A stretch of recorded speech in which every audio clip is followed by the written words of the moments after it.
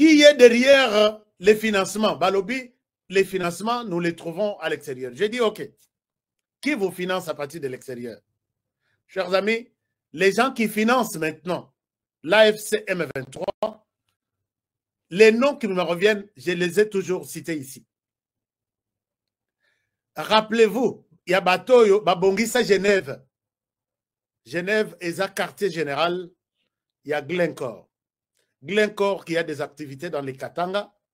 Glencore qui est en alliance avec Mo Ibrahim, Georges Soros, des multimilliardaires, millionnaires qui tentent de prendre la RDC comme propriété privée Nabango et appuyés par qui ont mis devant le Rwanda. Nabetelabino Lisolo, réalité, autour, il y a Parc et Virunga. Que ça appartiendrait à quelqu'un, un Américain, qui a toujours financé les choses. Bateau va financer à Genève. Ce sont ces mêmes personnes qui ont financé l'activité du vendredi. Oh, bateau va bimil lelo, la formation, il y a FCM 23. Qui sont ces gens? Regardez, suivez mon regard. Qui sont ces gens? Suivez mon regard. Et ces gens sont ceux qui supportent France Média Monde. France Média Monde qui a toujours critiqué Félix Tshisekedi, Kobanda Makoloti, Namutu, Nasuki. France Média Monde qui a de soutien, Yabatouana, et ces gens-là qui ont beaucoup de financement, qui ont mis beaucoup de financement dans l'économie rwandaise, et ces gens-là qui ont des représentants ici en RDC qui marchent chaque jour, qui font des trucs inimaginables en RDC et sous les regards des services de renseignement. Je l'ai dit 1 million de fois dans cette émission. Honoré Konobana Moutouté, ils nous ont dit que c'est elle qui nous finance pour l'instant. Ce n'est plus le Rwanda.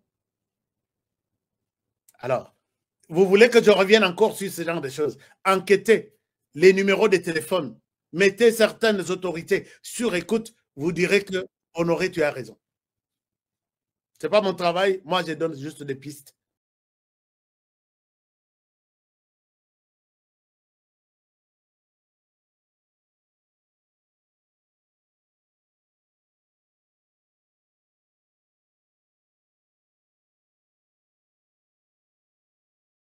Box TV, l'émission de géopolitique d'Alain Juillet.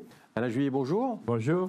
Alors donc, on avait reçu Guillaume Pitron pour nous parler des terres rares. Alors les terres rares, qui vont dans les batteries, qui vont dans les téléphones portables. Majeur actuellement, oui. C'est dans la durée. Et les terres rares, c'est devenu un problème majeur. Lorsqu'on s'est rendu compte que pendant des années, on a méprisé les terres rares en laissant les Chinois s'en occuper, parce que ce sont des industries très polluantes, hein, la transformation du métal, du minerai, pardon, en un métal utilisable, c'est extrêmement polluant. Personne ne voulait le faire. On a laissé les Chinois. Aujourd'hui, on s'aperçoit que les terres rares sont indispensables dans quantité de domaines. Vous le rappeliez, un domaine que tout le monde connaît, mais auquel personne ne pense, les éoliennes. Hein. Chaque fois que vous voulez une éolienne dans le ciel en France, et Dieu sait s'il y en a de plus en plus, eh ben, pensez quand même que dedans, ce qui vaut le plus cher, ce sont des minerais issus des terres rares. Alors, ces terres rares, c'est devenu quelque chose de majeur au niveau stratégique mondial.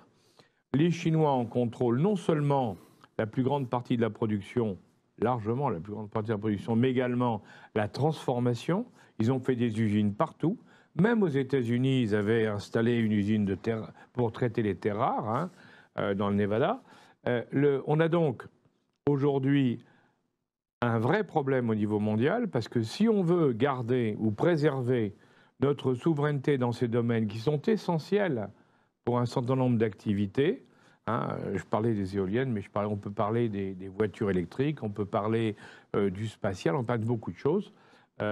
Donc on a absolument besoin de ces terres rares. Aujourd'hui, elles sont sous contrôle essentiellement d'un pays. Donc il y a un besoin international de terres rares. Et comment on peut résoudre le problème ?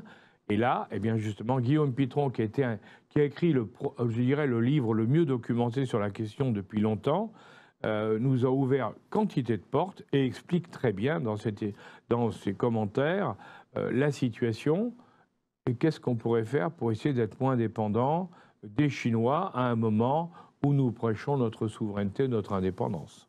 Et je pourrais rebondir sur l'émission que nous avons faite sur le Green Deal, où finalement, cette nouvelle économie verte est très polluante, finalement. Mais nous a mis totalement entre les mains des Chinois. Et totalement aux mains des Chinois. C'est une réussite totale de ce côté-là, il faut les féliciter. Voilà. Non, mais effectivement. L'économie et l'industrie mondiale verte nous met dans les mains des Chinois. Parce que les Chinois, qui sont plus malins que les autres, ont compris qu'on irait là si on allait dans les énergies vertes, et donc ils se sont positionnés pour nous accueillir au moment où on en a besoin. Excellente stratégie chinoise.